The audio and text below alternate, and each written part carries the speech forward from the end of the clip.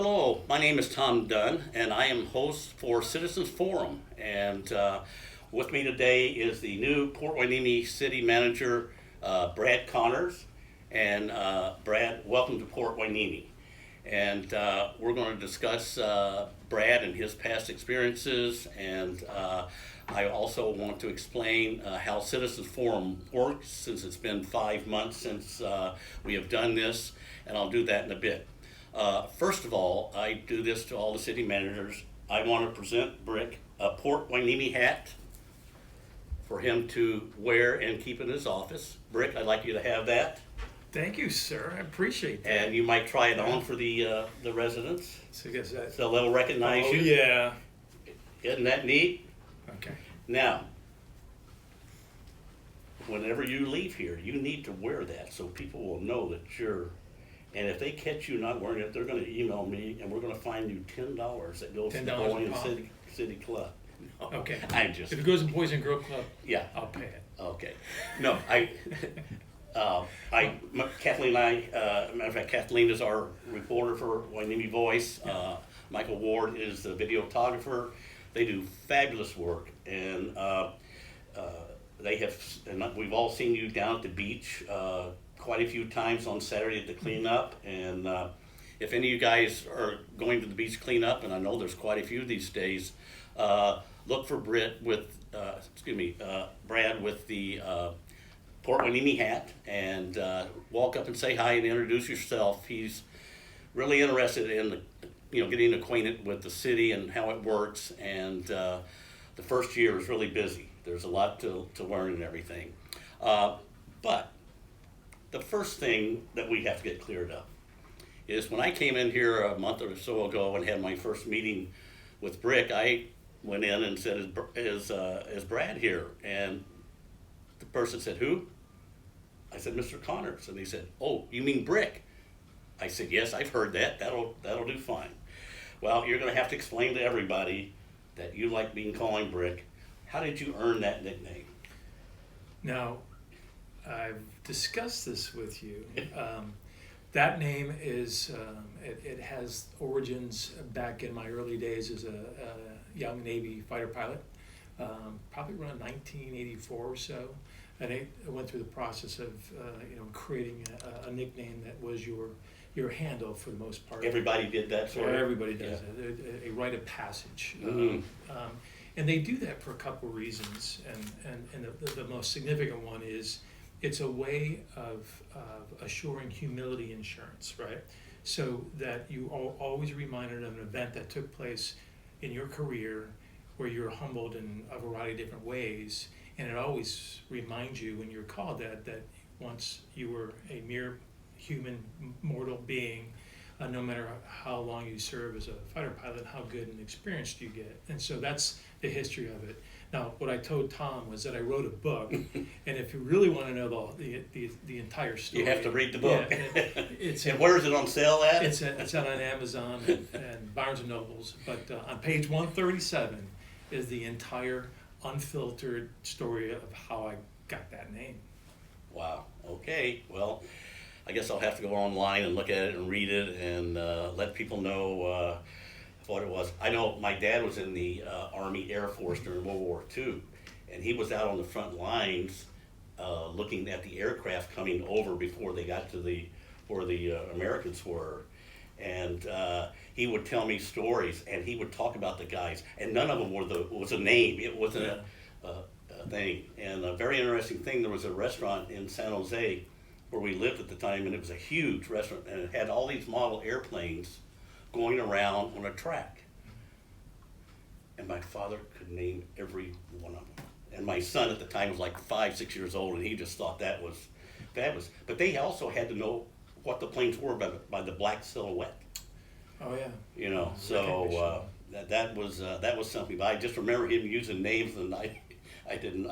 People have names like that, So I'm glad to learn that it's something that you guys all appreciate knowing about each other and everything. So what I want to do right now is explain, since it's been 5 months since we did a citizens forum, is I started it with the last city manager, Rod Butler, and at the time the city council meetings were up in upheaval many of the times, and there were 8 or 10 people that would come down and make their point of view. We want this done, we want that done, and in some cases, some big ones, nothing ever happened for 9 months, and the people would come back and complain, especially the senior city, senior apartment that the city runs for the elderly.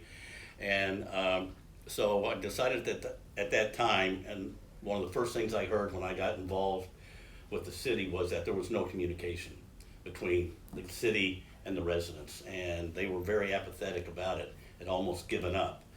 And so I thought that with Citizens Forum, we would be able to have the citizens email the city manager or myself, and Kathleen will put our email addresses at the end of this so people will know where to send it.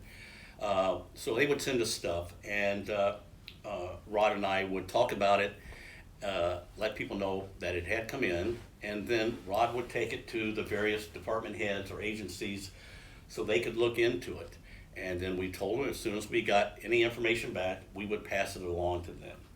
And it was also a very good function that the city, Rod or anybody, could make statements to the city about what was going on, add a little more to that, so that they learned more about the city. And we hardly have anybody come in complaining. A lot of them come in and say, oh, thank you for doing this, thank you for doing that.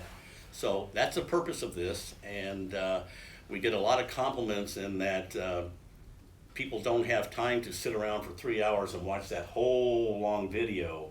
And what we try to do is take the highlights and discuss them, some in detail, some not. It depends on what they are, and that will give you an idea of what's going on. And then, of course, if there's something you really want to know in more detail, you can go to the full-length video, and you can fast forward to it and find the different sections and get some answers. If not, contact us, because one thing the people out there like is the city and Rod and the department heads really did a good job, but every once in a while there was an issue they could not work on for various reasons, and they would explain it.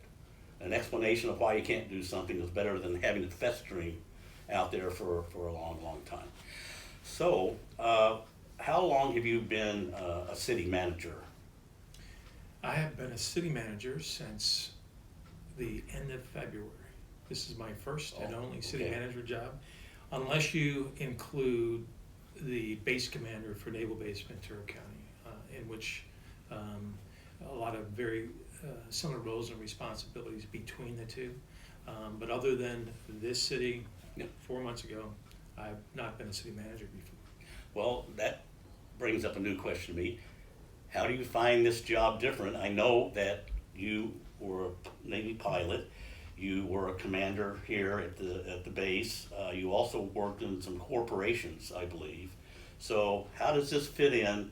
And with your past experiences, I think you bring a lot to the table here, because Port Hueneme has certainly gone through a massive change in the last 2 years, and it was in complete chaos 3 years ago, and it's getting turned around. And I know we discussed some things you have planned, and we'll talk about that. But how does all of that fit in and help you do what you're doing now that you've been here for 4 months?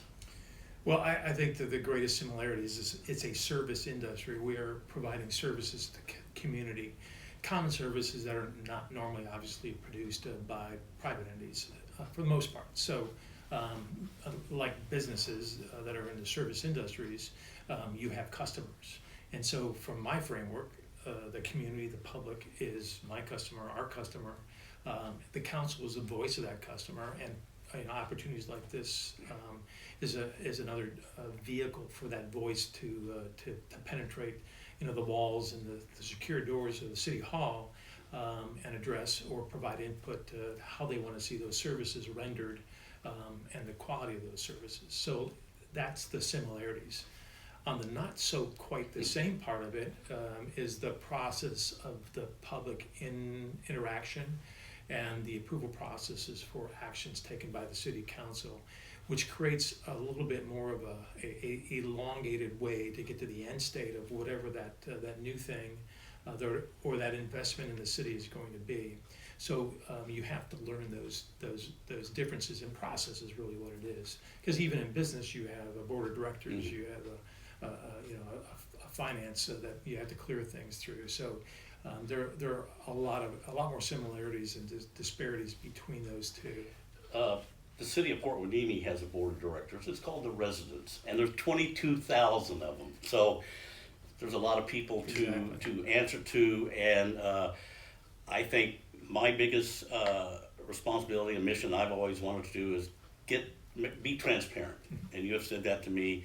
And if you and I can let those 22,000 people know what's going on, it makes a lot of people, happy. So that's a real asset. And I think one of the biggest things when you walk into sometimes a new situation, when you've had a varied career, you can look at things from so many angles. You're not myopic in that, well, we've always done it this way.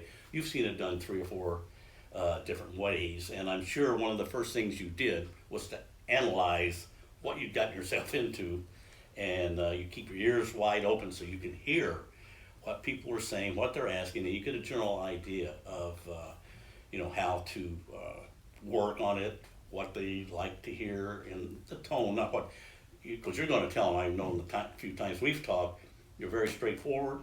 I've heard that from other people, and I think that's something that we're really trying to do here in the city, is make it as perfect as we can in all aspects. And it takes a lot of work, and I know we're still shorthanded in a number of departments, and I think that the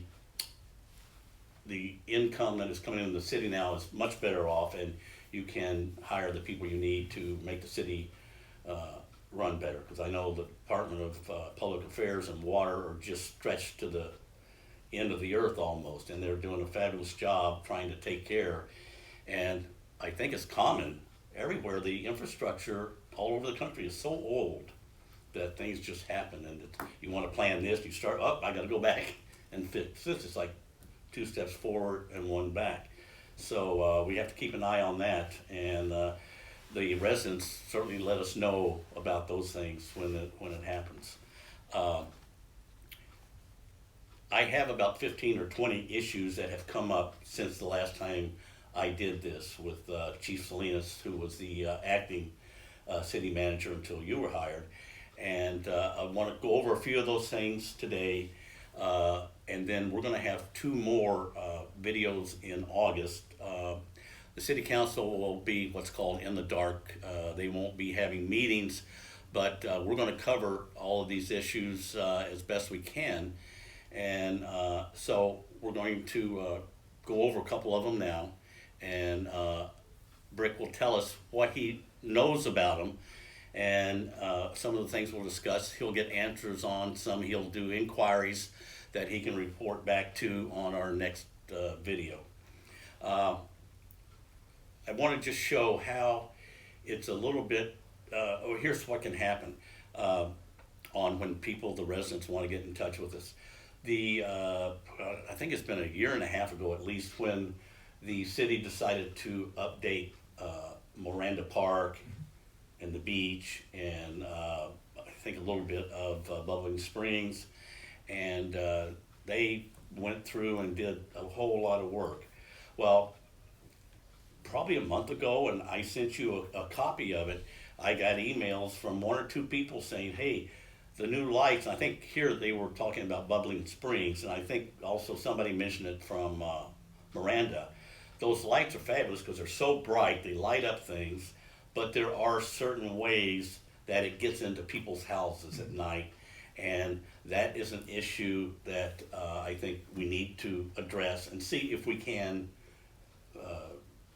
find out what's wrong. Do we have to send an engineer or an inspector out there at night and see what it is, and whether or not it can be helped? Because these, as I understand, are LED lights, as opposed to the, whatever the term is, fluorescent, I guess, for the old lights. And I think one of the complaints that people that live around these parks have at night, they have people in the park, and every once in a while they'll hop over the fence and try to, get something. So the lighting there should be a big safety issue. And I know, and you can correct me if I'm wrong, and we talked about this last couple of weeks ago, there are security cameras going in too, which they needed the light. And the security cameras will also help reduce the number of people and the crime that goes on occasionally there. Where do we stand with the lights and the camera and the security there, and also down at the beach? They're putting in down by the wharf. I think they're having 5 or 6 cameras and putting more lights in. Where are we standing on that? We're almost operational within the next couple of weeks at both Moranda Park and the beach park.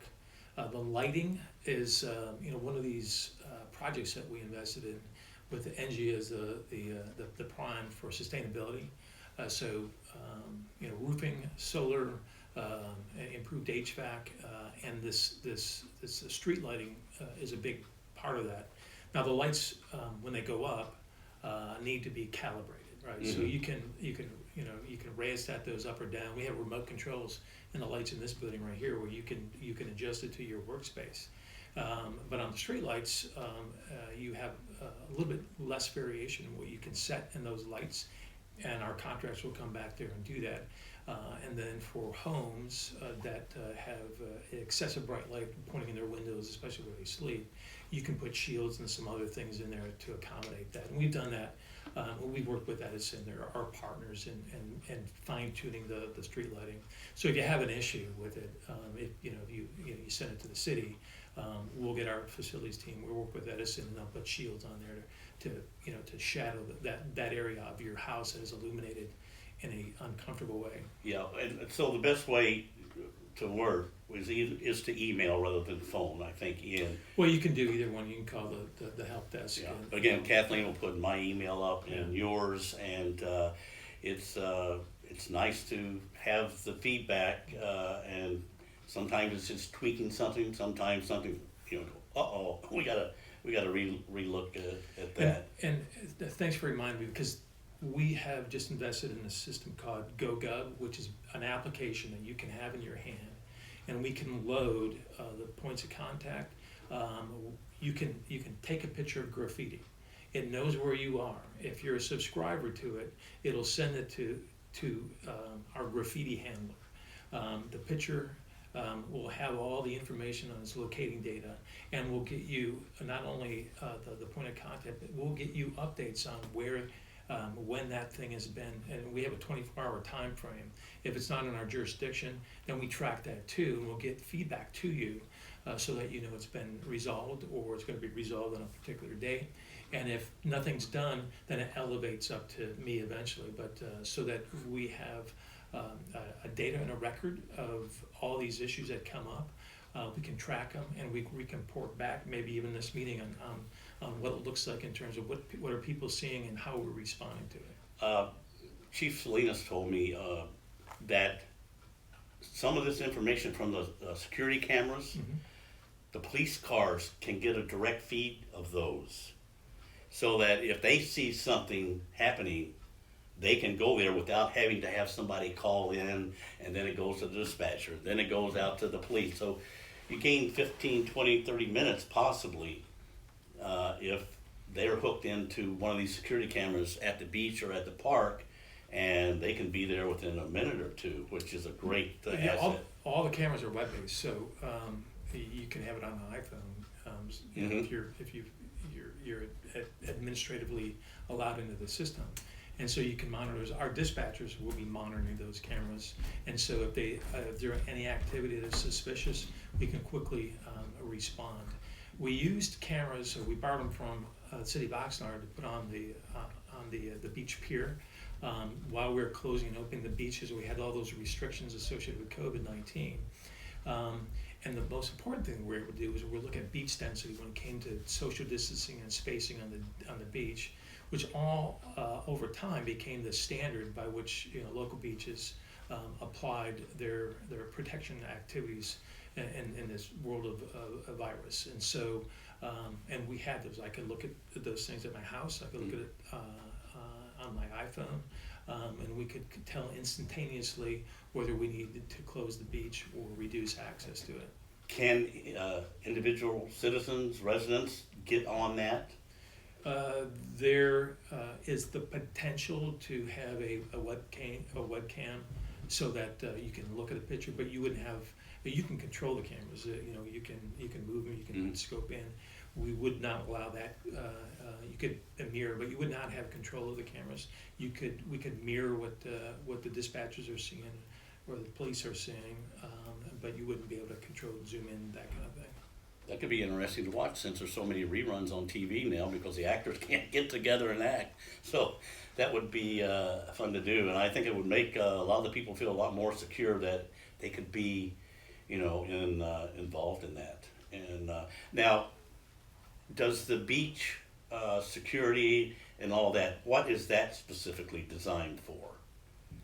Well, there's a couple of locations. One looks down towards Oxnard, Ormond Beach. Mm-hmm. We're looking for a variety of different transient type of issues in that direction. And like I said, it can go, and then we can scan the parking lot. And we do. I mean, our public works going to look at it. Our facilities folks going to look at it. So if they see there's anybody abusing the restrooms or the restaurant or the trash is overflowing on the weekends, we can send a crew in there to respond and remediate that. Those damn seagulls, I'll tell you. Exactly. Yeah. They're something else, and that needs to be, because especially on a holiday, it gets so. I used to live up above the beach there. I could look down and just watch them, destroying the parking lot almost. Yeah, and we put covers and lids on all the trash cans now, so I know the lifeguards are pretty happy about that because they had to go out and retrieve the seagull debris. I don't have this on my list, but we have talked every year, once or twice, about the lifeguard. Mm-hmm. They put in last year the new, they got some type of a trailer down there where they can dress or rest or do stuff. And I know they made a number of other updates at the old office there by the pier that they had. Has anything been going on this year now that they're open that the people should know about? Well, there's a couple. I learned, although I guess I knew it from my history with the Navy base. We had our own junior lifeguard program, but this program, our lifeguards, when I first met them, was the day before we reopened the beach, and so I wanted to talk to them about, hey, we're in a different environment, and this beach and our community are really nervous about what happens with regard to exposing ourselves to an infection through visitors and those types of things. And so you're going to look at your job very differently from here going forward. And so I spent some time with them and talk. And we had folks that were, fire chiefs. I had an airline captain. We don't have like young teenagers on our beaches. We have serious water safety professionals that have a variety of very unique risk management skills and are recognized for their, and I'm talking about in California, for their high-end standards when it comes to water safety and public safety. So we got a pretty interesting crew out there. I did get in our community benefit fund approval for about $13,500 worth of equipment, public safety related and junior lifeguard equipment, to upgrade what they currently have. Most of that stuff is obsolete or not working properly. That junior lifeguard program is such a hit with the young kids, and because they go to the beach when the parents drag them there and they see the lifeguards, a lot of them say, I want to do that. So yeah, it's a great program. It is. You're mentioning beach safety, and I want to bring in something I talked to you about last month. We all know, somehow we found out, that the tides are pretty strong out on the beach. And years ago, there were a number of deaths, and the city was sued and everything. And a couple years ago, I was up at Ventura and was at a beach there, and they have signs all over the place. Be careful about the waves. And I mentioned that to you. You said you thought it was a great idea, but people come from all over Ventura, Los Angeles County, and they come here and they might not know. It looks calm out there, but when they get out of their car and when they go down to the beach, there should be signs that say, please don't go in the water by yourself, because the wave can come in and go sideways and you don't even see it. And it knocks you down. If you're not prepared, not a good swimmer, you're in deep, deep trouble. So I hope that, the part of the security and safety will be having those signs up. It's a very inexpensive way to really show that we are the friendly city by the sea, and we want you to be safe while you're here, and it'll help the lifeguards too. Yeah, no, that's pretty easy. In fact, that one of the things that the lifeguards shared with me, the couple of times I've been out there is about the unique features and the threats of this beach as opposed to other ones, because where it's facing the ocean and in the normal tides and currents that you see. And the first day we had a beach open, they had 2 saves. Oh wow! So I talk about swimming save, almost drowning in Kaneohe Bay in Hawaii because of a current issue. It's important to make sure that people are well versed in inherent dangers of that coastal interface, and including that walk out from Market Street out to the lighthouse. Since the seawall is right there, and when we get the swells and we get that wave action, you got stuff It coming comes over there. So we got a signage program for that, as well as the thing that you were describing, and that is the unique dangerous features of our beach ocean interface. Yeah, I just think that would be such a great city thing to provide, the people that want to come over here and enjoy it. Another issue that has been carried on, and I think it was in January, February, it came up, and that was, and it's been a problem for a while, is the traffic at the local elementary schools in the morning when the kids are going to school, and in the afternoon when they're getting out. Mm-hmm. It was sometime in the last 6-9 months, there have been, I think, 2 kids, can't remember now whether one was killed or 2 of them were injured or whatever. And the guards there at those crosswalks say that the police would come by every once in a while and stay for a half hour or something, but then things would just get erratic again. And they were really looking for some type of system where that could be controlled either by a bigger or longer lasting police presence, or bumps in the road, or whatever, to make that safe for those kids. And that's a major issue, I think, that needs to be addressed and looked into. And I don't know whether you've had a chance to, but that was something that was going to be looked into before you got here. And since everything got sort of, delayed because of the virus and stuff, I would like you to check into that, because parents are really, concerned about that. Yeah, there has been investments in lighted crosswalks.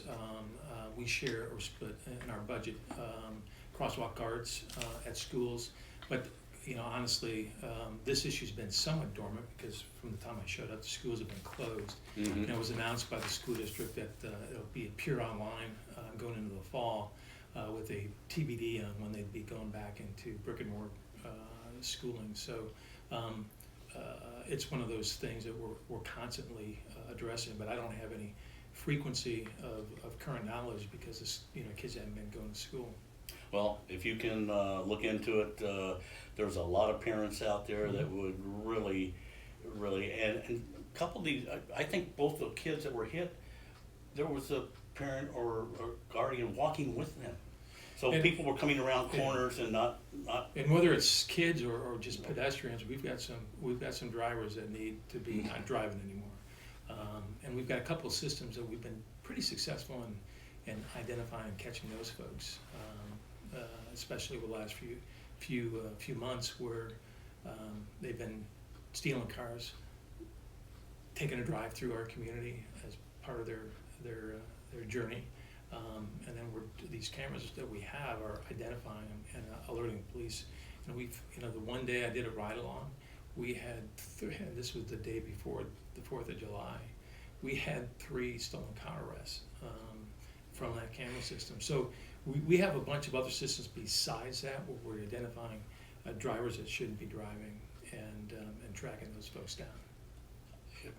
Car theft has gone on the rise because people are leaving their cars on the street because they're not going anywhere. Right. So they're more available to see. And Kathleen, maybe you can let me know what you heard. I think one of the drivers, it happened in the city, I can't remember if it was the kids at school or whatever, was 14 years old and an adult was in the car with them. That's just, outrageous that that kind of stuff goes on, and that's what whoever was responsible for that car and child should be severely, 200 hours of community service at the crosswalk or something, come rain or snow or whatever. That's good parenting right there. Yeah. Moranda Park. That is going scheduled to go under a lot of repairs. Kathleen and I did a video there back last May, I think it was, and things have not greatly improved yet. I know the money has been allocated and they have their plans to start working on it. One of the things that came up was that a bunch of the tennis courts that they had redone, they were done by September of 2018. 2018. I'm not that old. And by when Kathleen and I did the video, they were already cracking. And I went over there the other day and looked at them, and they are still cracked. They have not been repaired. I thought I heard that they had been working on them. But how is the overall renovation of that, including the ball fields and everything? How's that going on? There's been a couple projects that are all associated with the Moranda Park. The first one we already talked about, which was the surveillance cameras, the lighting, which you voiced the nature of the safety improvement when you can illuminate stuff at night. HOAs may not like it, I don't know, but it does have a impact on it's a 6 of one, half a dozen. What do you want? Safety or right. Put some dark shades in our house? Maybe? There were surface replacements of a few tennis courts, and the others were crack filled. Right. So we're presenting some options to council the next one. The options really are, about 20 to 30,000 annual maintenance for crack repairs, and then a potential strategy on what's the right number of courts. Do we redo the courts? So each one has a significant price tag. But the lesser of all those evils is annual maintenance on crack repairs. Okay. We're doing analysis on that structure of the building itself. There's the capital improvement projects already been approved associated with some of those facilities at Moranda Park. And the more important thing is we just got briefed at the last council meeting is the survey that we did in support of the Master Parks Plan. And so the next phase of that is okay, what does this park system look like? And then how do we take it from visualization concept into a real thing?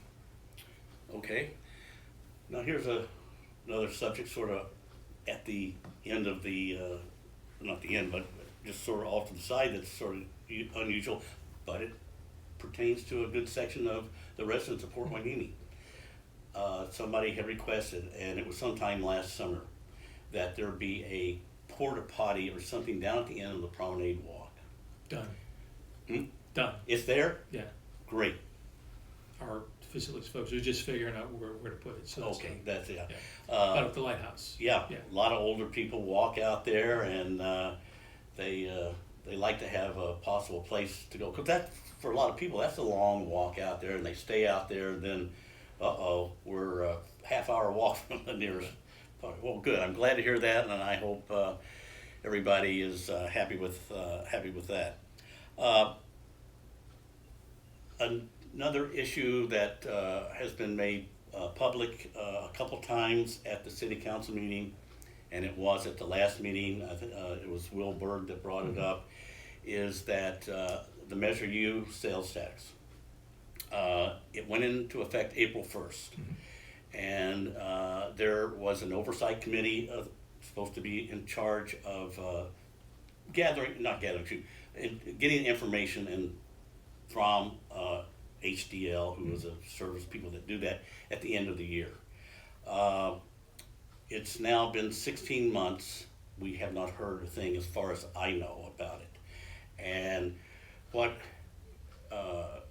we would like to do is get that moving, find out where the numbers are, but also, even though the city council will be shut down, is there any way to start having the oversight committee members get together and forming up the structure that they're going to use to interpret this information? Right, so there are requirements for the Measure U, and one of them is to have an annual audit, and the other one is to have a citizen group of oversight, not governance, not creating projects, but just oversight that shows that we are spending Measure U funds on the things that the city promised that they would do. And so there was a meeting in January, the first meeting with that advisory council, really to figure out how they're going to kind of work together and do this. There was a second meeting scheduled, then COVID hit, and we ceased all committee meetings, all public hearings. The only things that we're doing, obviously, were council meetings. So we have met with our sales and use tax consultant advisor, HDL, a company that gets all the information from the state, and then tells us what their funding levels are and what the impacts may be going in forecasting. And so we had a meeting yesterday with them, and we talked about setting up another meeting for September, and then fully implementing with great precision and a comprehensive nature exactly what Measure U and the oversight group are supposed to do. And we're looking to schedule that in September. A couple of people I've talked to that are on the oversight committee would like to have a meeting so they know what they're doing. Yep. To get a recap of who's going to do this, who's going to do that. I don't know if, like the Citizen Advisory Commission, do they have bylaws and things they have to set up, or do they just need to know, hey, we need to be looking out for this, and this, rather than going into a meeting not knowing what their responsibility is? Yeah, I mean, the reality is that there's a lot of staff work that goes into any of those type of meetings, because you have to prepare documents, so you have to summarize, and you have to provide material for them to review. And so we are now in the process of formalizing all of those things, and we need to meet with them sooner rather than later in order to sync up and get that nice natural rhythm going, so that we meet every quarter, and then at the end of the fourth quarter, July of the next year, review our audits and verify that those things take place. Well, I'm glad to hear that, because that was what was sort of sold to the residents, that there would be just a quarterly, hey, let's take a look and see, just to keep an eye on what's going on, and then at the end of the year you get the exact figures, and hey, they publish a report, hey, here's what they're doing, and it's all working out fine. So that would be greatly appreciated. Now, aside from that, I can assure our public that our approach to governance and our approach to services honor to the 100% degree the intent of that Measure U. But we just got to show that, and that's what the oversight committee and our audits will do in the future. And you're right. If you're going to have this committee and you're going to have advisory commission or a citizen advisory commission, you need to get it going. And so, I've got that for action as well. So we approved our 5th member of the advisory commission on the last board meeting. They're going to be sent bylaws, and they're going to be sent one other thing, and that's a policy document for our heroes, our history, and our heritage program. So they can review that policy document, because they're going to be one of the key agents in executing the way we immortalize and preserve our history as a city and as a community. And so those will be their first 2 tasks. We're going to call a special meeting as soon as we get our 5th member the appropriate training. Well, I can tell you, Mayor Hernandez and myself, who put together the Citizens Advisory Commission, are after almost 4 years, are thrilled to hear that this is going to move forward. It was in such dire need 3 and 4 years ago. luckily things have settled out, and the Citizens Advisory Commission will be able to handle the things like you're saying, the community involvement things, rather than deep, dark issues that, you know, had occurred, and that's what they were needed for at the time. So I really appreciate that. You did mention, and I'd like for you to cover that briefly, is the Community Heroes program that you have put together based on a couple attempts to name things, and it just went all over the board because nobody had the right answer.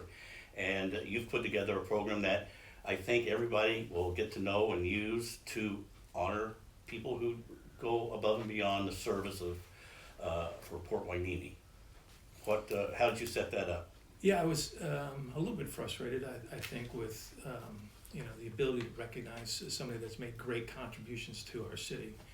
In most cases, when they make great contributions to our city, they also make great contributions to our region, and sometimes our state, and sometimes national. So we didn't really have a process by which we could, number, vet them, number two, validate them as the contribution levels that they provided, and then how we would immortalize them given the resources that we have in terms of park space, streets, buildings, facilities, and other things that we could potentially apply a name of historical significance to. And so when that concept started to develop, the world, in particular our United States, started pulling down statues and you know, wrecking things. And so there was also this morality component to it, ethical component to it that needed to be addressed too. And so this policy document really is a way to vet candidates, nominate, vet, and then involve the public in making sure that those people that we recognize as heroes in our community, historic and current, are done with a way that we can all take great pride in, and ultimately the council will approve those. And so I've completed the draft document and the application nomination. I'm going to hand it to the Citizen Advisory Commission for them to review and approve, and then that's going to be a special meeting probably in the next week or so, I think around August 4th. And from their inputs, we will take it to council, and they will approve or modify that document, and then it'll become part of who we are as a community and how we recognize the great contributions to our city. You know, whenever that is done, on your approval, and we have talked about it, I would love to video those meetings so that the public can hear the information that has come in, and they can make a judgment. Because a lot of these people, they never heard of any of these people, whatever.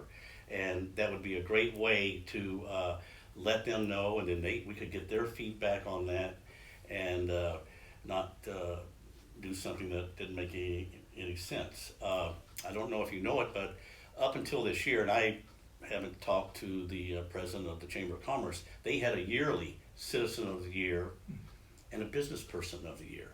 So I'm sure there's a lot of people on those lists that are still around, but that was a yearly type of thing, and it was based on nominations from the residents. It was just, hey, who do you want to nominate? And then the chamber would go over and decide who they thought, you know, deserved to be the honoree of that year in those two categories. So it is something that the people, you know, really enjoy. There is a component of this policy document called the Hueneme Hero.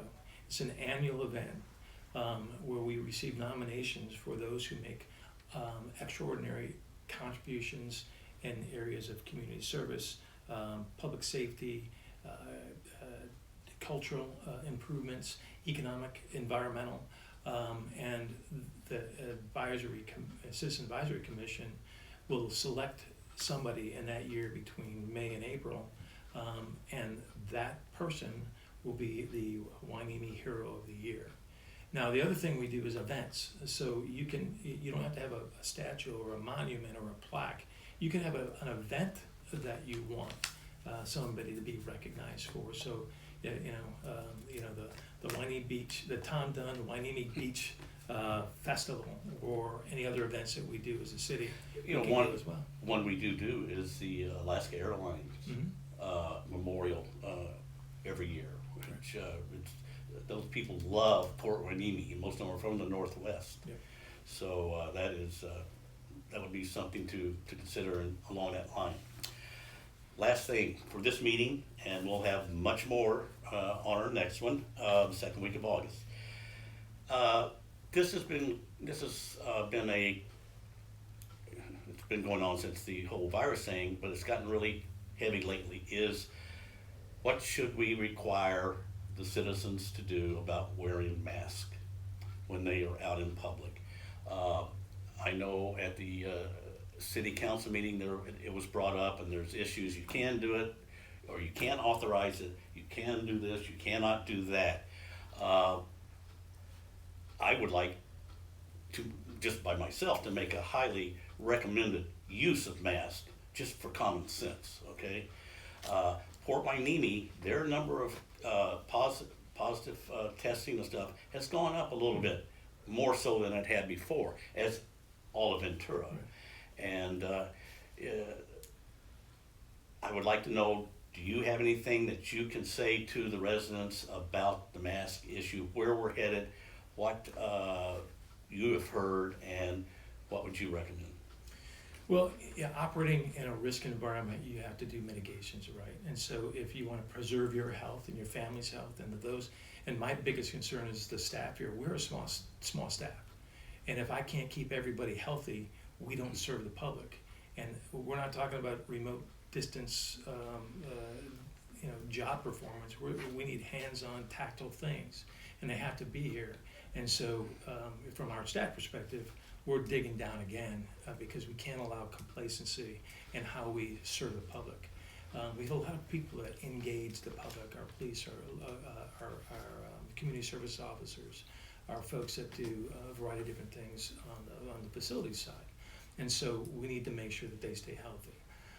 We've closed the pier because we did not close the pier, but we are doing mask enforcement on the pier because we were losing control of social distancing, and we'll continue to look at that.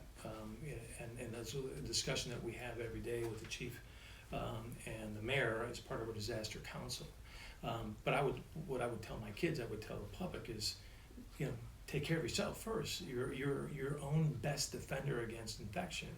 Wash your hands, wear a mask, clean and change your mask, and social distance from people.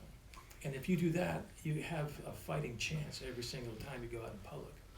There are certain times that it is so important to take care of your friends and neighbors more than it is to have a certain thing that you need, that you've been granted, but you can put it on hold for a few months, so that everybody prospers.